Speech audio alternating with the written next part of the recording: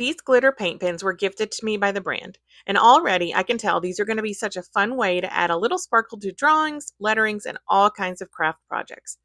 You get a really nice mix of bright colors in the package, plus silver and gold for those extra shimmery details.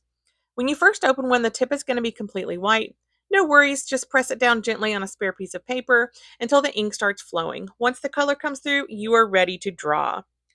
These write really smoothly, and the medium tip gives you enough control for lettering, outlining, adding details, or coloring in larger areas. All of this was done on regular copy paper. I was actually surprised that the ink didn't bleed through. When I turn the paper over, you can barely even see where I wrote on the other side. To me, this is a huge positive for these markers. These aren't only for paper either. You can use these on things like glass, rocks, fabric, plastic, metal, and more. If you're the creative type at all, these markers would be a great addition to your set. I also think they'd be really fun for kids to create different art projects with as well. And here's how the finished coloring looks. As I move my paper around, you can really see that glittery finish catch the light.